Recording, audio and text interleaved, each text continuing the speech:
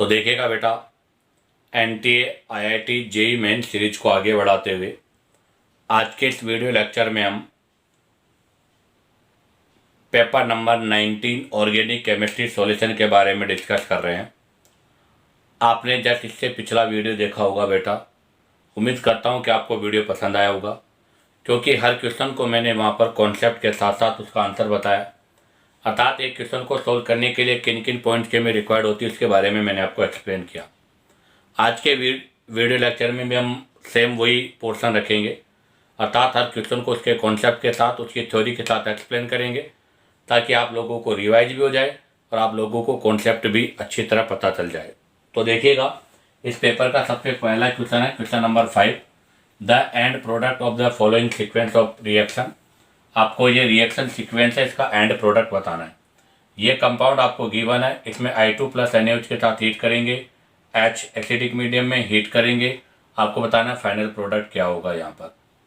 तो देखिएगा, अगर हम यहाँ पर बात करें तो I2 प्लस NaOH का मतलब क्या हो गया। तो पहले तो मैं प्रोडक्ट बना देता हूँ।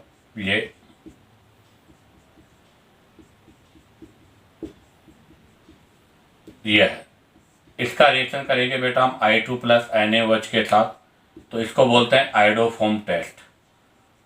और सर आयोडोफॉर्म टेस्ट वो कार्बोनिल कंपाउंड शो करते हैं जिनमें अल्फा कार्बन मिथाइल की फॉर्म में होता हो, या फिर वो अल्कोहल शो करते हैं जिनके अंदर बीटा कार्बन मिथाइल की फॉर्म में हो। तो यहाँ पर कार्बोनिल कंपाउंड है, अल्कोहल नहीं है, तो ये वाली कंडीशन हम अप्लाई करेंगे। यहाँ पर इधर भी CH2 इधर CH है, इसलिए ये आयोडोफॉर्म टेस्ट तो नहीं करेगा, बट इसके रेस्पेक्ट में ये अल्फा पे मिथाइल है, यहाँ आयोडोफॉर्म होगा। तो इस वाले कार्बन पर आयोडोफॉर्म हो रहा है, इस वाले कार्बन पर आयोडोफॉर्म नहीं होगा। अब आपको पता है आयोडोफॉर्म यहाँ पर कार्बोनिक कंपाउंड के साथ टू स्टेप में होगा। पहला स्टेप हेलोजिनेशन हो जाएगा और सेकेंड स्टेप इसका हाइड्रोलाइसिस हो जाएगा। और इसके वाया प्रोडक्ट क्या बनेगा वो भी मैं एक्सप्लेन कर दूं कि आपका जो CH3 फॉर्म है जिस पर हेलोजिनेशन होता है वो तो चेंज हो जाएगा CHI3 हेलो फॉर्म में, और रिमेनिंग जो पार्ट है वो हो जाएगा एसिड के सोल्ट में। तो ये आपका रिमेनिंग पार्ट है वो चेंज हो जाएगा एसिड के सोल्ट में। ये हो गया। सेकेंड में एसिडिक मीडियम में लिया है, और अगर एसिडिक मीडियम में लिया है बेटा तो आपको पता है यहाँ से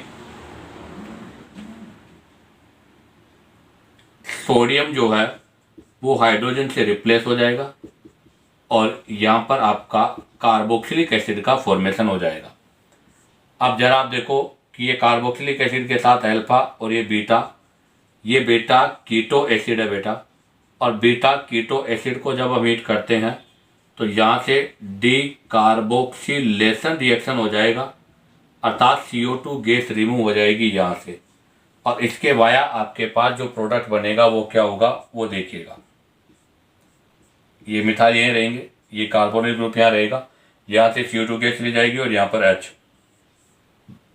ये फाइनल प्रोडक्ट होगा। तो बताइएगा इस रिएक्शन का फाइनल प्रोडक्ट ये है, तो इसमें कौन सा आंसर आपका राइट है। तो पहला ऑप्शन तो सभी में राइट है, येलो PPT येलो वाला, क्योंकि येलो PPT ऑफ CHI3 बनेगा। बट अगर सेकेंड की हम बात करें तो फर्स्ट ऑप्शन आपका रॉन्ग है, क्योंकि दोनों मिथाइल डिफरेंट जगह साइड पर नहीं होंगे, पोजीशन पर वो सेम पोजीशन पर होंगे। सेकेंड भी आपका रॉन्ग है, क्योंकि एसिड नहीं होगा, क्योंकि हीट करने पर एसिड का भी आगे डिकार्बोक्सिलेशन हो जाएगा। सी भी रॉन्ग है, डी आंसर आपका राइट है, जहाँ पर आपका कार्बोनिल ग्रुप और C डाई मिथाइल की पोजीशन पर है। अब आप चाहो तो यहाँ से इसका स्क्रीनशॉट ले सकते हो। अब हम यहाँ से नेक्स्ट क्वेश्चन के बारे में डिस्कस करेंगे। तो देखिएगा बेटा, next question number 6, the compound which can give amine with KOH plus Br2। कहने का मतलब है कि आपका एक कंपाउंड है अमाइड, जब वो Br2 प्लस KOH के साथ रिएक्शन करता है तो इसको बोलते हैं हाफमान ब्रोमाइड डिग्रेडेशन रिएक्शन, और इसके वाया यहाँ से हमारे पास जो प्रोडक्ट बनता है वो अमाइन बनता है, और अमाइन भी कौन सा बेटा 1 डिग्री। अब एक चीज़ ध्यान रखना, इस रिएक्शन का जो इंटरमीडिएट होता है वो इंटरमीडिएट आपका नाइट्रीन होता है बेटा। क्या होता है इस रिएक्शन का जो इंटरमीडिएट होता है वो आपका नाइट्रीन होता है। और नाइट्रीन जब चेंज होता है तो वो RN double bond C double bond O इस ग्रुप में चेंज हो जाता है, अर्थात वो आपके एल्किल आइसोसाइनेटों में कन्वर्ट हो जाता है। और एल्किल आइसोसाइनेट का जो फॉर्मेशन है वो ओनली 1 डिग्री अमाइड से ही पॉसिबल है, अर्थात सब्स्टिट्यूटेड अमाइड के केस में। तो in case of substituted amide के केस में आपका इंटरमीडिएट जो ये एल्किल आइसोसाइनेटो है उसका फॉर्मेशन नहीं होता, और अगर उसका फॉर्मेशन नहीं होगा तो वो आपके हाफमान ब्रोमाइड डिग्रेडेशन जो रिएक्शन है वो भी शो नहीं करेगा। तो बताइएगा इस क्वेश्चन का आंसर क्या होगा। तो फर्स्ट आपका 2 डिग्री है इसलिए रॉन्ग, सेकेंड आपका 3 डिग्री है इसलिए रॉन्ग, सी आपका आंसर राइट है 1 डिग्री है, और ये तो अमाइड है ही नहीं है। तो इस क्वेश्चन का आंसर क्या होगा बेटा सी। तो इसका मतलब ये क्लियर हो गया कि हाफमान ब्रोमाइड डिग्रेडेशन रिएक्शन में ओनली 1 डिग्री अमाइड हम यूज करते हैं। अगर हम सब्स्टिट्यूटेड अमाइड यूज करेंगे तो वहाँ पर आपका इंटरमीडिएट एल्किल थायोसाइनेट का फॉर्मेशन नहीं हो पाएगा, इसलिए रिएक्शन आगे प्रोसीड नहीं होगी। तो देखिएगा बेटा नेक्स्ट क्वेश्चन नंबर 7।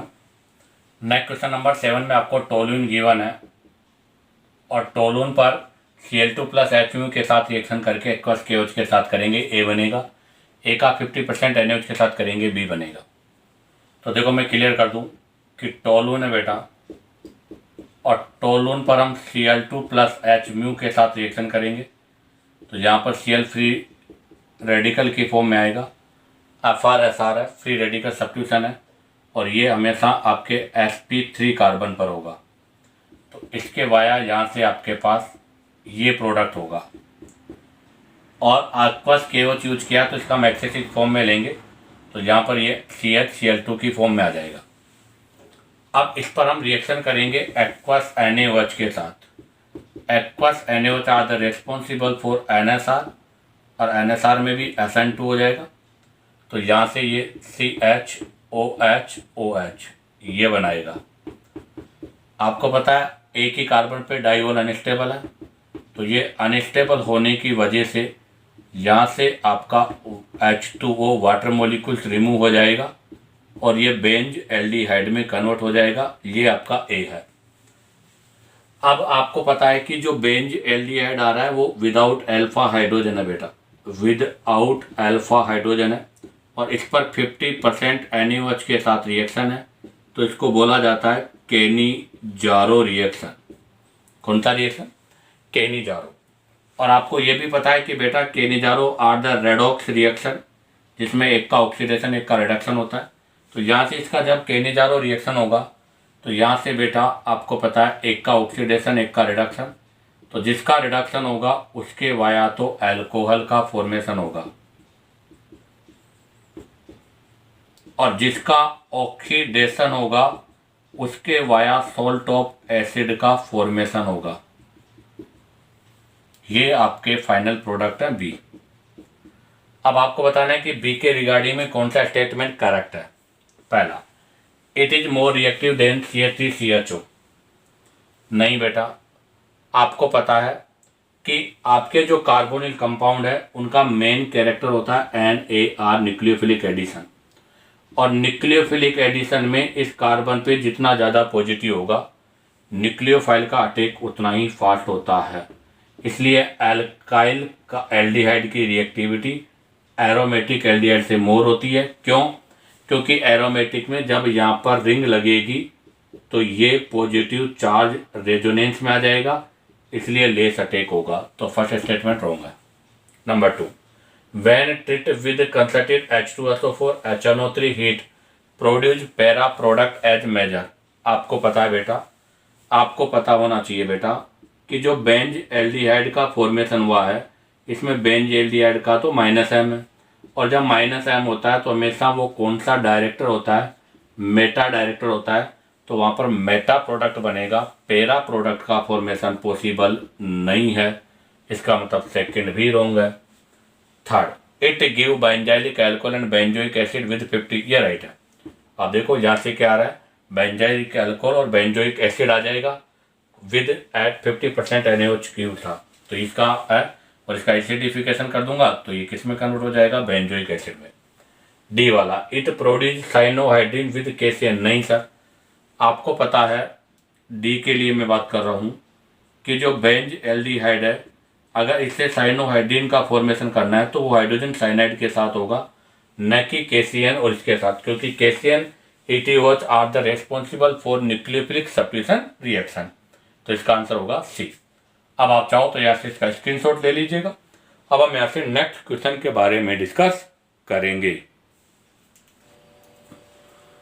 तो देखिएगा बेटा, next question number 8, which of the following compound will have longest carbon carbon bond. आपको बताना है कि इनमें से कौन से कंपाउंड में कार्बन डबल बॉन्ड कार्बन की बॉन्ड लेंथ सबसे लॉन्गेस्ट है। तो मैं आपको एक चीज़ क्लियर कर दूं बेटा कि जैसे C डबल बॉन्ड C और ये, अगर ये डबल बॉन्ड रेजोनेंस में इंक्लूड हो रहा है, इंक्लूड इन रेजोनेंस, तो आपको पता है यहाँ पर क्या होगा, पार्शियली डबल बॉन्ड कैरेक्टर हो जाएगा। इस वजह से आपका जो बॉन्ड लेंथ है वो इंक्रीज होगा। अगर ये रेजोनेंस में नहीं, इंक्लूड इन हाइपर कॉन्जुगेशन में होगा, तो भी बेटा आपका बॉन्ड लेंथ इंक्रीज होगा। बट अगर हम बात करें, ये फर्स्ट कंडीशन है, तो इसका मतलब ये हो गया कि एक carbon carbon double bond resonance वाला सबसे लार्जर होगा, एक carbon carbon double bond hyper conjugation वाले से, और एक carbon carbon double bond normal वाला। ये कार्बन कार्बन डबल बॉन्ड की लेंथ का ऑर्डर है। इसी में अगर मैं बात करूं क्या, सी सी सी डबल बॉन्ड, अगर सिंगल बॉन्ड की मैं बात करूं, और सिंगल बॉन्ड में भी मैंने लिखा है इंक्लूड इन रेजो, अगर यहाँ पर रेजोनेंस हो रहा है तो आपको पता है यहाँ पर क्या हो जाएगा, पार्शियली डबल बॉन्ड कैरेक्टर आ जाएगा, और ऐसी वजह से अब बॉन्ड लेंथ डिक्रीज हो जाएगा। Include hyper conjugation, partially double bond और आल्सो बॉन्ड लेंथ डिक्रीज, ऐसी कंडीशन पर भी बॉन्ड लेंथ डिक्रीज होगी। इसका मतलब ये हुआ कि सी सी जो नॉर्मल है उसकी बॉन्ड लेंथ ग्रेटर है सी सी हाइपर कॉन्जुगेशन वाले की और सी सी रेजोनेंस की। इसका मतलब अगर डबल बॉन्ड है और वहाँ पर रेजोनेंस हो रहा है, हाइपर कॉन्जुगेशन हो रहा है, तो बॉन्ड लेंथ इंक्रीज होती है, और अगर सिंगल बॉन्ड है तो वहाँ पर डिक्रीज होती है। अभी यहाँ पर हमें डबल बॉन्ड के बारे में बताना है, तो इसका मतलब नंबर ऑफ हाइपर कॉन्जुगेशन और रेजोनेंस पर बॉन्ड लेंथ इंक्रीज होगी। तो आप जरा देखिएगा, फर्स्ट में नंबर ऑफ अल्फा हाइड्रोजन कितने हैं, 3। सेकेंड में नंबर ऑफ अल्फा हाइड्रोजन कितने हैं, 0। यहाँ भी नंबर ऑफ अल्फा हाइड्रोजन कितने हैं, 0। तो इसका मतलब यहाँ पर 100% कौन सा बॉन्ड रहेगा, डबल बॉन्ड, अर्थात 1.34 एंगस्ट्रॉम होगी। यहाँ पर भी बेटा 100% कौन सा बॉन्ड होगा, डबल बॉन्ड होगा, इसलिए इसकी बॉन्ड लेंथ भी 1.34 एंगस्ट्रॉम ही होगी। बट आप देखो सी वाले में नंबर ऑफ अल्फा हाइड्रोजन कितने हैं, 6। अब इसमें 3 है और इसमें 6 है। आपको पता है more alpha hydrogen, more hyper conjugating structure, more increase bond length. तो बताओ सबसे लॉन्गेस्ट बॉन्ड लेंथ किसकी होगी बेटा, डी की। इसी के साथ आपका एक क्वेश्चन कंप्लीट होता है। अब आप चाहो तो यहाँ से इसका स्क्रीनशॉट ले लीजिएगा। अब हम यहाँ से नेक्स्ट क्वेश्चन के बारे में डिस्कस करेंगे। तो देखिएगा बेटा, next question number 9, find out number of optical isomerism for this size compound. आपको इस कंपाउंड के लिए नंबर ऑफ ऑप्टिकल आइसोमर्स बताने हैं। तो जरा मैं आपको एक बात क्लियर कर दूं कि साइक्लोब्यूटेन जो होता है बेटा, इस साइक्लोब्यूटेन में ये सेंटर है, जहाँ से ये अपोजिट पोजीशन है, इस पर आपका ग्रुप चाहे वेज लाइन पर हो और चाहे डैश पर हो। अगर वो इस कंडीशन पे होंगे तो उनमें कोस हो जाएगा, और ऐसी कंडीशन पर होंगे तो उनमें पोस हो जाएगा, ऐसी कंडीशन पर उनमें पोस भी पॉसिबल है। और आपको पता है जब उनमें पोस और कोस होंगे तो वो कभी भी GI शो नहीं कर सकते। तो इसका मतलब अगर इस मॉलिक्यूल को अगर मैं इस तरह से रिप्रेजेंट कर दूं कि ऑल एटम आर इन सिस, सारे एटम आपके सिस में है, ये सारे एटम सिस में है। तो अगर मैं इसको ऐसे काटूंगा तो ये प्लेन ऑफ सिमेट्री होगा बिल्कुल, क्योंकि ये सुपर इम्पोज कर जाएंगे। और अगर मैं इसको ऐसे कट करता हूँ तो यहाँ से भी प्लेन ऑफ सिमेट्री होगी। इसका मतलब इसके अंदर पोस्ट प्रेजेंट है, और अगर इसमें पोस्ट प्रेजेंट है तो ये आपको पता क्या हो जाएगा, ऑप्टिकली इनएक्टिव हो जाएगा। अब अगर मैं इनमें से किसी भी एक को ट्रांस पे ले लेता हूँ, किसी को भी ले लो आपकी इच्छा हो जिसको, जैसे इसको ट्रांस पे ले लिया मैंने, ये COOH, ये PH और ये COOH। तो ऐसी कंडीशन पे देखो बेटा, अब इसमें यहां से ये कोस हो गया, इसमें कोस प्रेजेंट है, और कोस के साथ साथ इसके अंदर बेटा पोस भी प्रेजेंट है। इसका मतलब अगेन ये क्या हो जाएगा, ऑप्टिकली इनएक्टिव हो जाएगा। अगर हम इसको न लेकर COOH को लेंगे तो बेटा COOH में भी यही कंडीशन आपकी अप्लाई हो जाएगी। आपकी बार आपका जो कोस है वो ऐसे हो जाएगा और ऐसे प्लेन ऑफ सिमेट्री हो जाएगी। इसका मतलब इसके अंदर कोस पोस्ट दोनों कॉम्बिनेशन प्रेजेंट होने की वजह से यहाँ पर इसमें ऑप्टिकल आइसोमेरिज्म नहीं हो सकती। जैसे एक और कंडीशन मैं चाहूँ तो मैं ये कर सकता हूँ कि जैसे अभी मैं दोनों PH को तो सिस में, बोथ PH इन सिस और बोथ COOH इन सिस ऐसे ले लूँ, तो भी आप देखो बेटा यहाँ से मैं इसको काट दूंगा प्लेन ऑफ सिमेट्री हो जाएगी, ऐसे इसको मैं कट कर दूंगा तो भी प्लेन ऑफ सिमेट्री हो जाएगी। तो इसका मतलब इसके अंदर हर कंडीशन पर या तो प्लेन ऑफ सिमेट्री होगी या कोस होगा। तो हमें पता है कि इफ पोस और अगर कोस प्रेजेंट होता है तो ऐसी कंडीशन पर आपका कंपाउंड क्या हो जाता है, ऑप्टिकली इनएक्टिव हो जाता है। तो यहाँ पर आप बताइएगा ऑप्टिकल आइसोमर्स कितने होंगे, तो यहाँ पर total optical isomers equal to 0, यहाँ पर कोई भी ऑप्टिकल आइसोमर्स नहीं होंगे। तो बताइएगा इस क्वेश्चन का आंसर क्या होगा बेटा, डी। अब आप चाहो तो यहाँ से इसका स्क्रीनशॉट ले सकते हो। अब हम यहाँ से नेक्स्ट क्वेश्चन के बारे में डिस्कस करेंगे। तो देखिएगा बेटा next question number 10, give the order of reaction rate with alcoholic KOH, अर्थात अल्कोहलिक KOH के साथ रिएक्शन। तो alkyl halide react with alcoholic KOH, E2 elimination का पार्ट है, जहाँ से आपके पास प्रोडक्ट जो बनेगा वो एल्कीन होगा, जो कि अकॉर्डिंग टू सैतजेफ और हाफमान, बट मोस्टली कौन सा होता है, सैतजेफ होता है। और सैतजेफ कहता है क्या बेटा कि हमेशा मोर सब्स्टिट्यूटेड एल्कीन ही मेजर प्रोडक्ट होगी।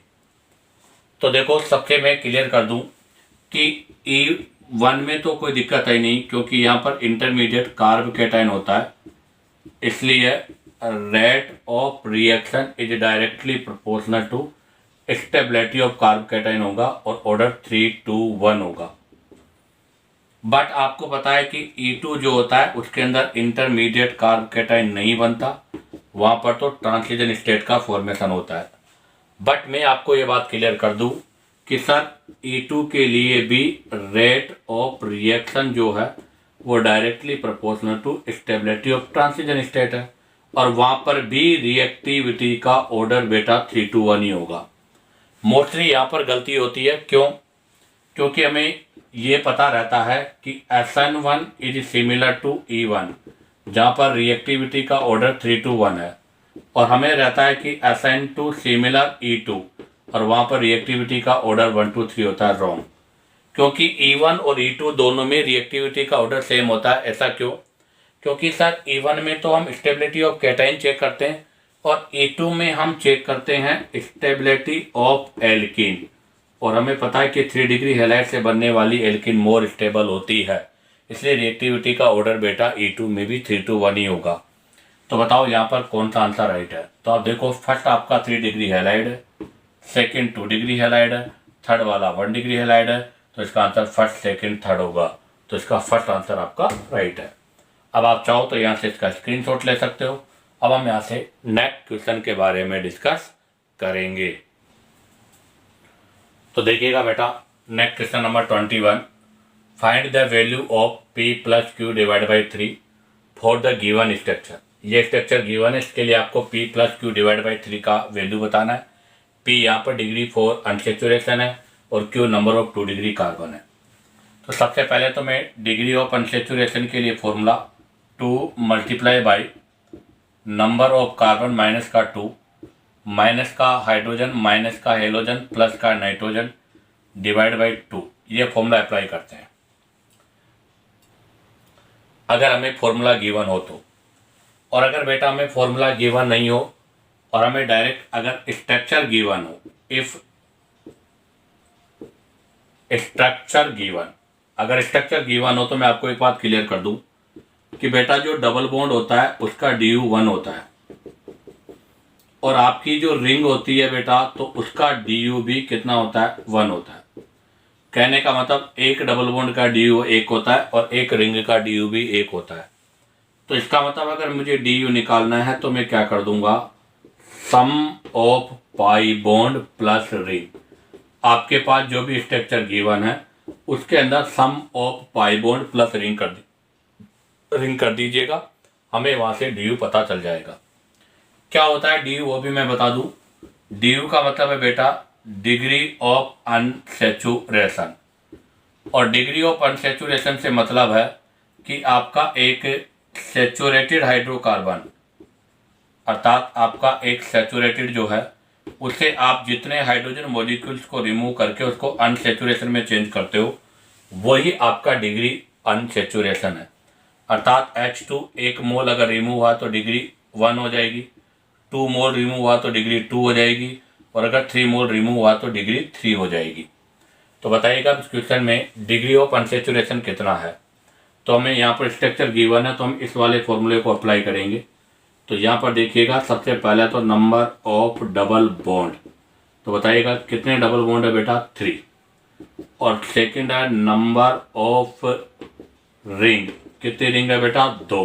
तो बताओ टोटल कितने हो गए, 5। तो P की वैल्यू क्या आ गई बेटा, 5। अब है Q number of 2 degree carbon. तो क्लियर है, आपको यहाँ पर 2 डिग्री कार्बन पता करना है इसमें। तो 2 रिंग जहाँ पर कनेक्ट होगी वहाँ पर तो 3 डिग्री होगा और बाकी रिमेनिंग सारे 2 डिग्री है। तो 2 degree 2 degree 2 degree 2 degree 2 degree 2 degree 2 degree और 2 डिग्री, 1 2 3 4 5 6 7 8। तो इसका मतलब यहाँ पर Q की वैल्यू क्या हो गई बेटा, 8। तो हमारा जो क्वेश्चन है वो है P plus Q divide by 3। तो क्या हो जाएगा, P 8 प्लस 5 डिवाइड बाई 3 कितना हो जाएगा बेटा, तो ये हो जाएगा आपका 13 डिवाइड बाई 3, तो ये आ जाएगा 3.33 आपका आंसर। इसी के साथ आपका ये क्वेश्चन नंबर 21 कंप्लीट होता है। अब आप चाहो तो यहाँ से इसका स्क्रीनशॉट ले लीजिएगा। अब हम यहाँ से नेक्स्ट क्वेश्चन के बारे में डिस्कस करेंगे। तो देखिएगा बेटा, next question number 25, how many chlorine atom are present per molecule of sucralose. Sucralose से मतलब है सुक्रोज, और हमें पता है sucrose are the part of glucose and fructose. Glucose and fructose, glucose आपका 6 मेंबर होता है बेटा और फ्रक्टोज 5 मेंबर होता है। इसको बोलते हैं पायरेनोज और इसको बोलते हैं फ्यूरेनोज। तो इनका साइक्लिक स्ट्रक्चर देखिएगा, ग्लूकोज का साइक्लिक स्ट्रक्चर ये होगा जिसमें 6 मेंबर रिंग होगी ये, और फ्रक्टोज जो होगा उसका 5 मेंबर रिंग होगी।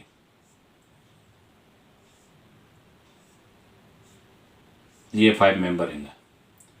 तो ग्लूकोज में 6 मेंबर रिंग है और फ्रक्टोज में ये आपका 5 मेंबर रिंग है। ये ग्लूकोज और फ्रक्टोज है। अगर हम आगे बात करें तो यहाँ पर OH H, यहाँ पर H OH, और यहाँ पर हो जाएगा CH2 OH और H। ऐसे इसमें भी यही सिमिलर है, ये 1 कार्बन है, ये 2 नंबर का कार्बन है, ये 3 नंबर का कार्बन है और ये। और आपको पता है यहाँ पर CH2 OH है, तो यहाँ से इनके बीच में ये बॉन्ड हो जाएगा और CH2, यहाँ पर भी CH2, तो एक क्लोरीन यहाँ होता है बेटा एक क्लोरीन यहाँ पर होता है और एक क्लोरीन आपका यहाँ पर होता है। तो बताओ सुक्रोलोज में पर मॉलिक्यूल कितने क्लोरीन एटम है? 3। तो इसका आंसर होगा 3.00। इसी के साथ आपका ये NTA IIT JEE mains paper number 19 complete होता है। उम्मीद करता हूँ कि बेटा आपको वीडियो पसंद आया होगा, क्योंकि मैंने हर क्वेश्चन को उसके कॉन्सेप्ट के साथ एक्सप्लेन किया है। अगर आपको वीडियो पसंद आया हो तो आप वीडियो को लाइक, सब्सक्राइब और शेयर करो, ताकि आप लोगों के पास न्यू नोटिफिकेशन आता रहे।